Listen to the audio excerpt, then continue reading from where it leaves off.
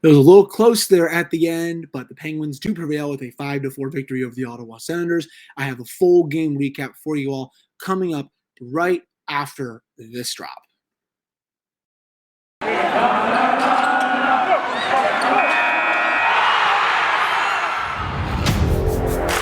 You're Locked On Penguins, your daily podcast on the Pittsburgh Penguins, part of the Locked On Podcast Network. Your team every day.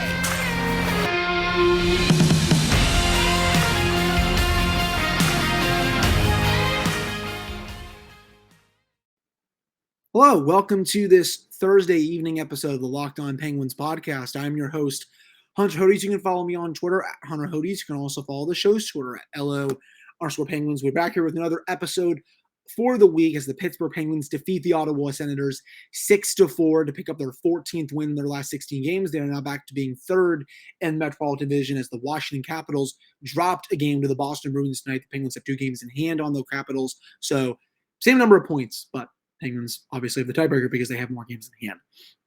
Now, this game, what a wild one that is. You know, as the song goes, you know, and "Come On Feel the Noise" by Quiet Riot, you know, we'll get "Come On Feel the Noise," we'll get "Wild." That is exactly what this was. And yes, I just did a 80s hair metal reference for the Locked On Penguins podcast because I listen to a lot of 80s rock. Anyways, with that little fun fact about me out of the way, you know, there's obviously going to be more negatives, I think, in this one, though I am going to point out a lot of positives, such as Mike Matheson. But I didn't think the Penguins had their legs at all throughout this performance. It was really weird because the Senators, they're the 30th ranked team in the league, but they didn't play like it. They were all over the Penguins at the start, out shooting them. Was it 13-4 in the first 5 or 10 minutes? The Penguins, they get the opening goal. Then the Senators tie it, and then, you know, obviously there was an onslaught from then on. But, you know, I kind of thought the Senators were screwed going into the third just because they were playing well, but the Penguins had been getting the bounces and the better goaltending. But, you know, that shifted in the third period as the Senators almost pulled a San Jose Sharks. Well, you know, they both almost pulled massive comebacks, but they weren't able to do it. You know, it did remind me a little bit of that San Jose game. We'll get to that in a little bit, but just did not like the Penguins game at all tonight. They were losing a lot of puck battles, were being outskated virtually to just everywhere on the ice. They were being hemmed in their own zone, basically every single shift. Very unorthodox, I thought. And, you know, it's weird because I really don't know what to truly make of all these last few games. Like, the team has been winning, yes, and they've won 5 of their last 7 games, you know, ever since the 10-game winning streak ended. But, you know, they're not playing that good of hockey. So, you know, the big question is, you know, is this a little cause for concern, or, you know, is this, you know, full steam ahead? You know, I'm on the opinion that I think it's more full steam ahead. It's crazy that I'm even discussing this because they have won 5 of their last 7 games. You think, oh, it's all sunshine. It should be sunshine and roses. But, you know, the team's level of play has dipped. But overall, you know, the Penguins still have like 900 games left. And, you know, theoretically, they could healthy scratch some of their best players because as it stands right now, per Money Puck, they have a 99% chance of making the Stanley Cup playoffs. Again, look at the NHL standings. They are right now, 10 to 12 points ahead of the Detroit Red Wings, who are the number 9 spot in the East. They finally play the Blue Jackets for the first time tomorrow, but they're still 16 points, ahead of them. It really doesn't matter that much because the Penguins already have their playoff spot locked up. But, you know, it also matters in some way because, you know, you want to try to get the best possible matchup. And I would prefer to have home ice in the first round. I mean, I know a lot of people don't like make such a huge deal out of it. I personally like it more than some others because the Penguins are usually a better team at home in the playoffs of the last few years. It definitely, you know, they have not been that, but still, just really weird to, you know, just look at these last 7 games in like a microscope. Like, again, like, you know, for example, tonight, you know, if you look at natural stat trick, the underlying numbers were heavily in favor of the Senators.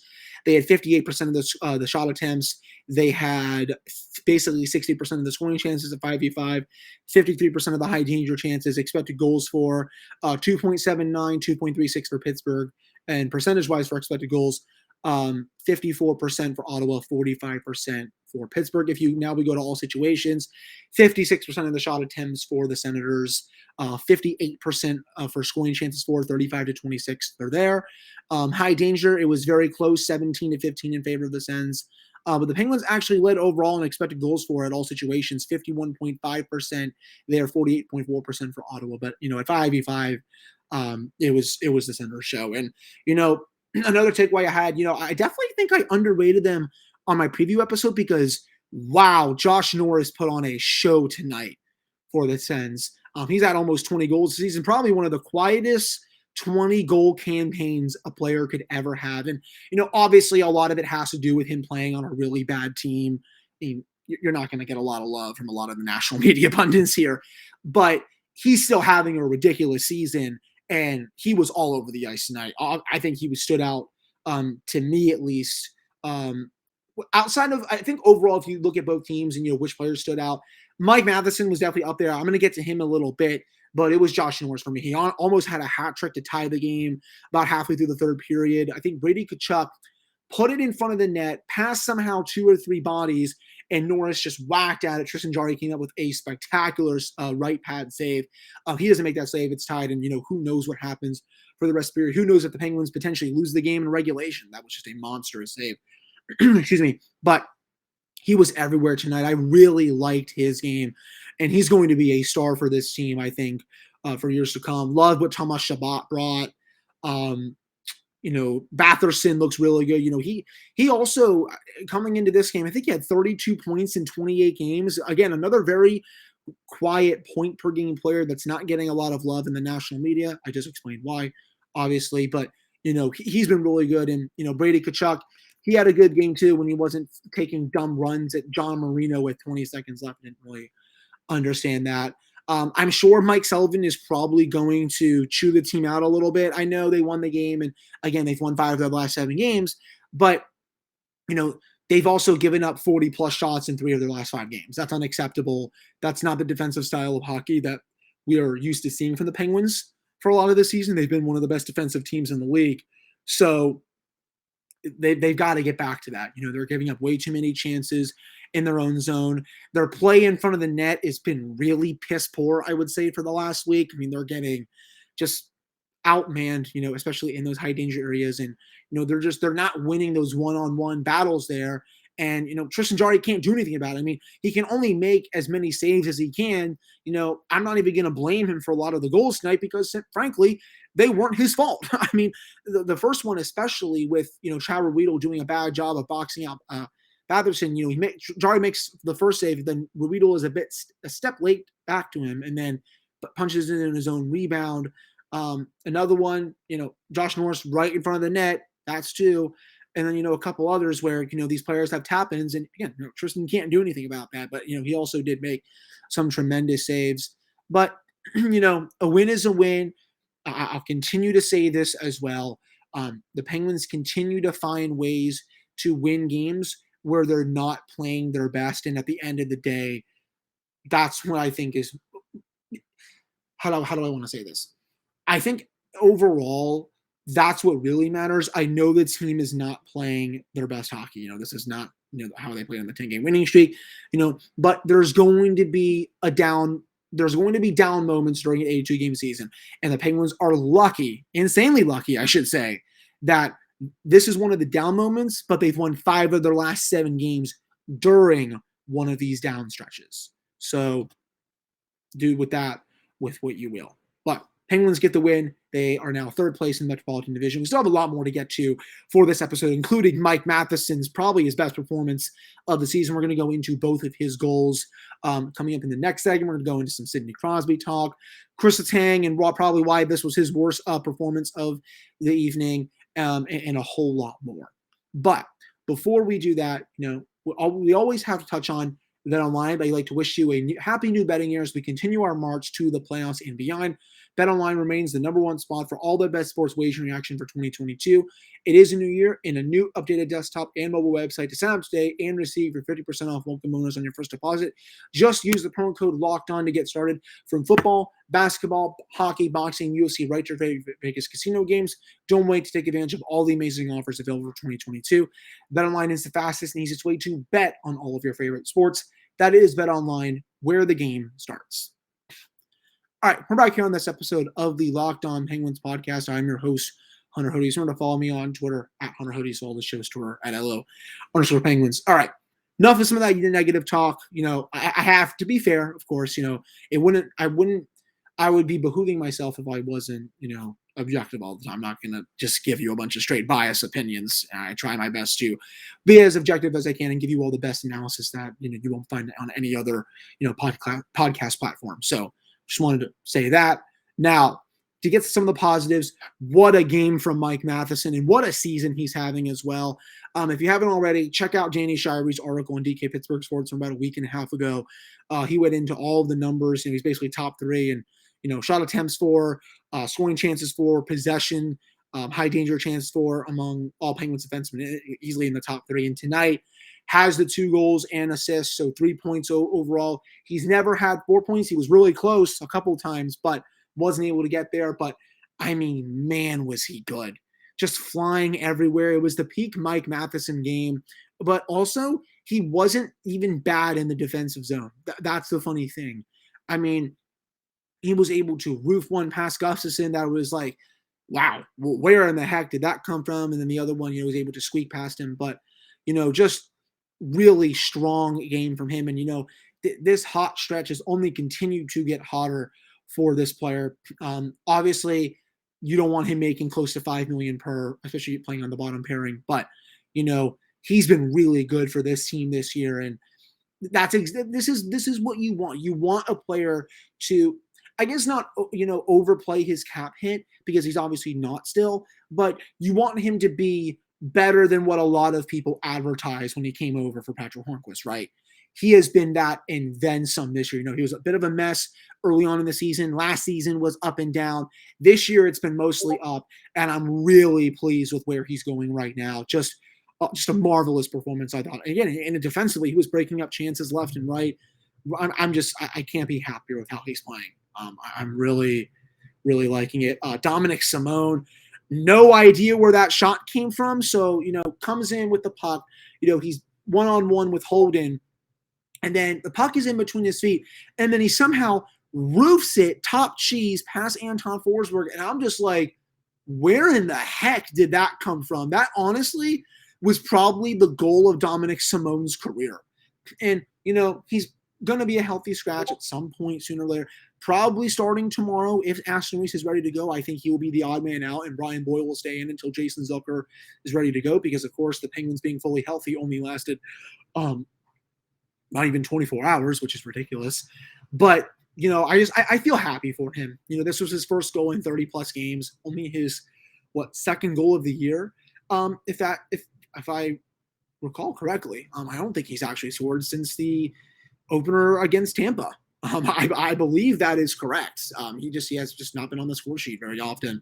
But, I'm happy for him there. Just a hell of a shot. Forsberg did not look like he knew where it was. I think that was definitely, I wouldn't say a weak goal, but one that I definitely think was savable. But, that got the Penguins off, onto the right footing. And, after playing one of his best games of the season in Las Vegas, he carried that over and then some for this game. So just really happy with his play right now. And, when he is your 13th or 14th forward, and this goes for any team, honestly, you are doing something right. And he's been always underrated, and I think always a little underappreciated throughout his career. So just really liked his performance. Evgeny Malkin, he was able to get a goal tonight. If you watch that back, look how Mike Matheson shoots it from the point, but the biggest play there was Kasperi Kapanen, right? Gets the deflection on net. It looks like it's going to be his goal, because if Matheson just rips that and it's not deflected, I don't think Gino scores there. But Kapanen gets a sweet deflection on it, a little bit of a juicy rebound. Gino comes out, gets it, goes around the pad, scores his third goal of the year. Just a really nice goal all around. Obviously Matheson, great job for shooting it. Kapanen hell of a deflection, and Malkin was able to finish it off. He was going to have a second one on the power play, but a really nice challenge from Ottawa took that away. I mean, that was offsides by a country mile. I mean, I don't know what Kris Letang was doing there, but this was a much better performance, I thought, from Evgeny Malkin. He's still finding his legs a little bit. That's fine. He's only played not even 6 games since his return. This is, it's a process. It's a process, as you know, Billy Beane says for Moneyball. So I'm not concerned about that. Thought this was a really big step forward from him. As for Sidney Crosby, I thought he also played well tonight. He had that really nice backhand roof job over old friend Philip Gustafson, who, of course, came in the game for Anton Forsberg. Don't know why DJ Smith of Ottawa did that after the second. Even after the third goal was disallowed, he still pulled Anton Forsberg after only 2 goals. Did not understand that. But, I thought Sid was a lot more engaged tonight. Again, that backhand roof job was just a vintage Sid goal. I know the Gino goal, the second one, didn't count. But if you go back and watch that sequence, look at Sid's just beautiful pass right to Gino, who just got a lucky bounce there. Put that puck through about 5 or 6 different sticks. Just ridiculous. I mean, you don't teach a pass like that. And I know it's just the typical run-of-the-mill play for Sid, but, to someone like me who, I try to cherish all these moments because there's going to be a day where these players are not playing in Pittsburgh anymore. Just watch those plays on loop because he is so good at it, and he makes it look so freaking easy. That's the thing. I mean, but yeah, really nice performance from him. A couple other takeaways here. Kris Letang, don't really know what he was doing tonight. And for everyone that's listening to this podcast, or if this is your first time tuning in, I've been a huge fan of Letang this season. Been a huge fan of his career. You will not probably find a bigger Kris Letang fan than me, especially with what he's done for this team. Tonight, though, anything but a good game. I mean, he was downright horrid throughout the night, making bad passes, bad reads in the offensive zone. His defensive work was pretty lacking, I would say, almost all the time. Just being feisty, I think, a lot, too. Took a really stupid penalty about halfway through the game. Was just getting into it with everyone. He was just, emo, feisty, mad online, whatever you want to call it tonight. But it is Letang. He's going to bounce back. But, just didn't really care for his performance. It's good that this is an outlier and not the norm. But, what are you going to do? Your best players are allowed to have a few bad games per year. This was one of those for Letang. I'm not worried in the slightest. Just, hopefully it doesn't become a trend. And, I don't think it will. But, no. Had to point that out. I have to be fair. Just was not a big fan of how he was playing. And, he also looks weird without a beard. And he also cut his hair, it looks like, a little bit. Again, Tristan Jarry, I already said. This was a much better performance. I know he gave up 4 goals, but I'm not really going to blame him for those. They really were not soft goals. They were just, he was, I think, the victim of some really bad defensive zone coverage, especially in front of the net, where, he couldn't really do anything there. This was a big step up from his performance in Vegas. Had some monstrous saves in the third period, especially one on a penalty shot, and then the second, as I said a few minutes ago, on Josh Norris right in front. He whacked at a right pad save. When he was there, he made some big saves for this team, and he's done that all year. So I couldn't be honestly thrilled with this performance from Tristan. I know some people say, well, he gave up 4, he gave up 4. Again, a lot of those were they were not savable for any goalie. Let's see here. Overall, loved the tribute to Matt Murray. Shout out to him. He was up in the press box, patted his heart a few times. I was a little worried that the Penguins fans in the arena were not going to give him a welcome reception. He got the thunderous ovation that he deserves. I said it on Wednesday's episode. I'll say it again here. They do not win those Stanley Cups in 2016 and 2017 without him. He is a player that I will always, and I mean always, root for, no matter what. Just because of what he did for this franchise and how good he was during those 2 years. I know it didn't end pretty, but you know what? Who gives a damn? He was just that good when he needed to be.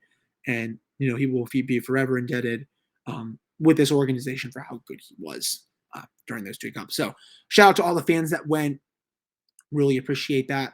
I don't think I really have any other takeaways. again, don't really know why Ottawa was trying to goon it up sometimes throughout the game. I thought it was just basically a bunch of Cal Clutterbucks and Matt Martins running around. I didn't care for Brady Tkachuk's dumb play going at John Marino with 20 seconds left when you're down 2 goals. That's definitely loser mentality, in my opinion. And of course, it is a Tkachuk, so he's taking after his brother a little bit, though. His brother is actually a lot more funny, and he's a better hockey player. And then you have dumb Austin Watson, who is, besides being a bad hockey player, he's also a really crappy person. Just look that up. I'm not going to go into that on this podcast, but, taking runs on another Penguins player with 5 seconds left, down 2 goals. I mean, what are we doing here? I mean, skate off the ice, it's a loser mentality. I don't care for stuff like that. But, coming up in this third segment, we're going to go into the listener takeaways, plus do a little preview of the game against the Columbus Blue Jackets. I think they're coming off that 2-1 victory tonight over the Philadelphia Flyers, who I'm not going to laugh about this. That is their second 10-game losing streak, and they've only played 40 games this year. So, on the other end of the state, things are going just beautifully. So we're going to do a little clap and pogs in the chat for the Flyers right there. But that's all coming up here right after this commercial break. All right, we're back here on this episode of the Locked On Penguins podcast. I'm your host, Hunter Hodes. Remember to follow me on Twitter at Hunter Hodes. You can also follow this show's Twitter at LO_Penguins. So getting into some of the listener takeaways, Jackson Hollister, obviously, one of the most faithful listeners on this podcast. There's so many faithful listeners on this podcast, but, I always see him responding to one of these is just my overall point. He says, not too happy with the 3-goal comeback, but at least we got the win. They played well defensively at the end. Jari played incredible, and I love that Gensel got another goal on the year. Yes, that is his 21st on the season. I almost forgot about that, but he just continues to defy logic at this point. And this one's an empty netter, so I don't really think he cares about that one. Jackson, thank you for telling me this. This was Jari's 3rd assist of his career on Gensel's goal. So shout out to you. Thank you for telling me that. The Penguins are also, I'll give you all this stat, 20-1-1. 20 wins, 1 regulation loss, and 1 overtime loss when the Penguins are winning after 2 periods. Saw some weird takes on social media, frankly, from the so-called super genius on 105.9 The X saying that the Penguins are so terrible playing with leads. Well, they've only lost 2 games in the 3rd period while being up after 2 periods. So, that dude just makes stuff up. I'm not really surprised anymore. He doesn't know what he's talking about.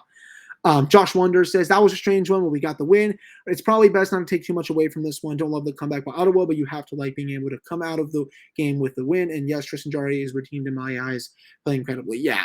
Again, I'm glad that a lot of the listeners are, just taking notes that Tristan played much better tonight, because he really did. This was not the same goalie that we saw in Vegas where he gave up. Definitely 2 of those 3 were softies. Tonight, just by giving up 4 goals, he was on his game. If the Penguins were much better, defensively, he probably would have given up only maybe 1 or 2 goals.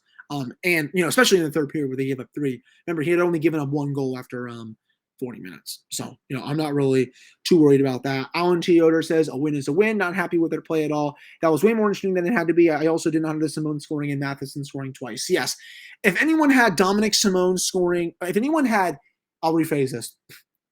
If you had Dominik Simon and Mike Matheson combining for 3 of the 6 goals tonight, stand up right now. If you're listening to this, stand up, pat yourself on the back, and then tell me that you did. And I will never bet against you ever. But I don't think probably anyone did. That was just a wild game. And again, I'm happy for both those players. They've been really underrated for just for as long as they've been in the lineup this year. Overreacting Abbott says, man rushes, nobody covering in front of the Jarry defense, flat-footed the blue line, way too many uncontested shots. I do agree there. There were way too many odd man rushes. Yeah, the front of the net has been a big problem for the Penguins throughout these last 7 games. They've just been bullied. And size is obviously not their advantage against some of these teams. Ottawa definitely has some size over them, and Washington does as well. The Kings do. I think the Sharks definitely have some size as well. And you're seeing that, exposed a little bit when it comes to the Penguins, just because, they were doing a good job of it prior to this stretch, but, it's really coming into focus here. And I definitely don't like it. He says the Senators had their way with the Penguins. Good thing 35 showed up. Lucky we had our moments and scored a bunch. Yeah, that was a big thing. Remember, this was a 5-1 game going into the third period. And it looked like a blowout. I was honestly getting ready to start recording my podcast if there was about 10 minutes left and it was the same score. I am glad I did not because just obviously with what happened and all that, the Penguins have to be better defensively. And I'm hoping they will be here moving forward, starting tomorrow in Columbus. Gilbert the Goat says, Brady Tkachuk is a loser. Pens didn't play great, but still got the W. Yeah, again, I don't like that crap that Brady Tkachuk does.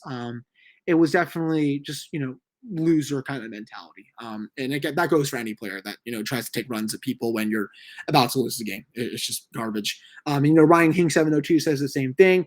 Brady Tkachuk wouldn't wear the captain or the C logo for anyone else. Dude is a loser for charging with 20 seconds left. Yeah, I completely agree there. I appreciate all of you sending in your listener takeaways. I'm glad that we're all seeing kind of the same things.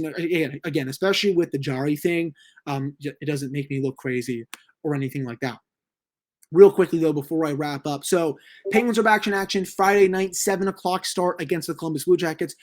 Both teams are also on back-to-back. So the Columbus Blue Jackets will not come into this rested. They came in tonight against Philadelphia. Bit of a cold streak, but they hung on to win a 2-1 game against the Flyers. I believe it was Oliver Bjorkstrand and Patrick Laine that scored. And Columbus, they've hung in there for parts of the season, but they're also really far out of the playoffs right now. I think their biggest thing is they haven't been able to take advantage of loser points like a team like Washington has. And, it's really doomed them. They're 18-19 overall, 18-18-1, 18-18-1, excuse me. They're 11 points back of the Bruins right now. No games in hand, but they're up a creek with it comes to making the playoffs. I am just stuttering for no reason right now. But it's good that, we're finally going to see them for the first time in basically 2 years. It's crazy. I've always found this to be a fun, big brother, little brother matchup. I'm sure Jay from Locked On Blue Jackets will have his thoughts after the game. So you can also listen to that podcast for a preview on that matchup tomorrow. And I'm sure for a full recap if he does one after or on Monday. The next episode for this pod, tomorrow night, full game recap episode for the one against the Blue Jackets. I know you won't want to miss it. Thank you all so much for listening to this. Follow me on Twitter at Hunter Hodes. Follow the show's Twitter, LO_Penguins. We'll see what the Penguins can do. Just with hopefully it comes to a better performance. I would expect Casey DeSmith to start because Louis Domingue is now on IR. Jason Zucker is on IR. I'm looking to see real quick if Mike Sullivan had a statement after the game. Just wanted to double check, confirm this real quick. Well, I don't know if he did because the Penguins Twitter account was not typing anything. So yeah, here we go. Zucker right now is being evaluated. I would say his status at this point is week to week. So dude comes back, scores 2 goals, full participant in practice on frickin' Wednesday, now is week to week. So I have no idea what happened. I'm sure it's probably just a re-injury at this point, but wanted to give you all an update on Jason for you all there. So thank you all so much for listening to this podcast or this episode of this podcast. I'm just basically almost out of words at this point just because it's late at night and everything. But I'll be back on Friday for another episode. I'll talk to you all then.